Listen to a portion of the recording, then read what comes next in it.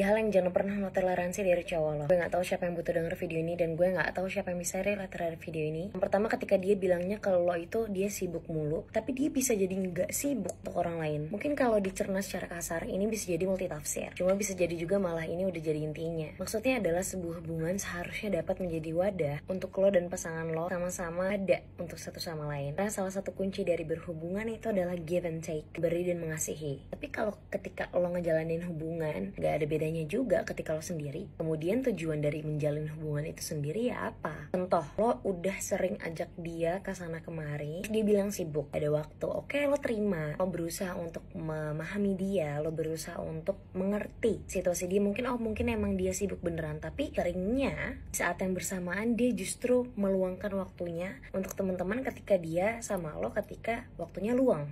Mungkin ada baiknya ketika situasinya kayak gini lo komunikasiin apakah kemauan lo dengan kemauan dia ini masih selaras. Mau dibawa kemana hubungan ini jikalau kalian memiliki perbedaan pendapat, perbedaan prioritas. Dalam artian buat apa lo masih mau bertahan sama seseorang yang belum bisa memanage prioritasnya ini dan masih mau nge-explore sama teman-temannya, sama orang lain, sama perempuan lain. Ya udah, mending gak usah komitmen dulu. Andil lo di sini itu adalah untuk mensaklekkan lo ini maunya apa. Kalau masih mau sama orang seperti itu, kalau masih mau silahkan. Kalau lo masih mau bersama seseorang yang tidak bahkan menginkludkan diri lo di dalam hidupnya, ya silahkan.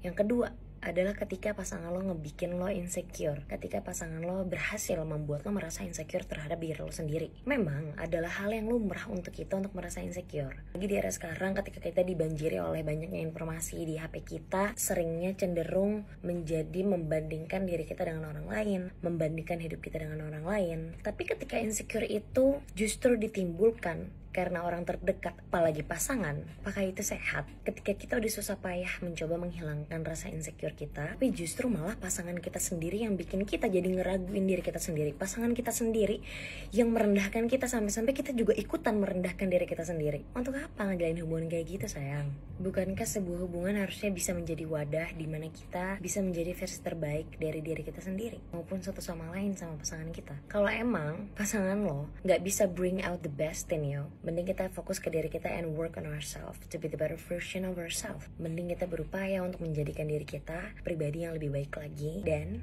lebih glowing lagi. Merawat diri kita kayak gue yang selalu merawat diri gue, apalagi rambut gue dengan Macarizo Advisor Vitamak yang bisa ngejaga rambut gue menjadi head protectant kalau gue mau catokan di derajat 220 dan mencegah rambut jadi cabang. Dan ini adalah rambut gue sebelum keramas dan pakai vitamin dari Macarizo Advisor Vitamax. Cenderung kering dan rawan banget bercabang ya.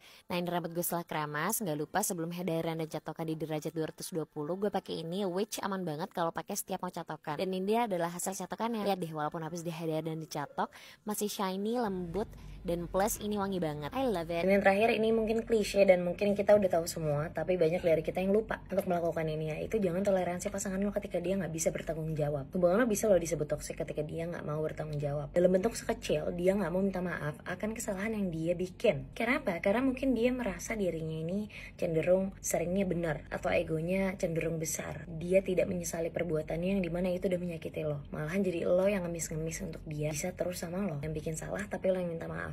Terus selain itu juga dia tidak berupaya untuk membenahi hubungan ketika dilanda masalah, tidak berupaya berkomunikasi ketika ada masalah, dan ketika lo pun yang sudah mengkomunikasikan itu, tapi tetap aja nggak ada perkembangan. Bukankah red flagnya sudah jelas kalau lo nggak pantas bertahan sama orang kayak gitu? Kalau dia nggak pantas untuk lo pertahanin. Please do know your value and walk away from that kind of person. Well, I know that doing has never been easy as speaking, but I hope it helps. So good luck dan semangat.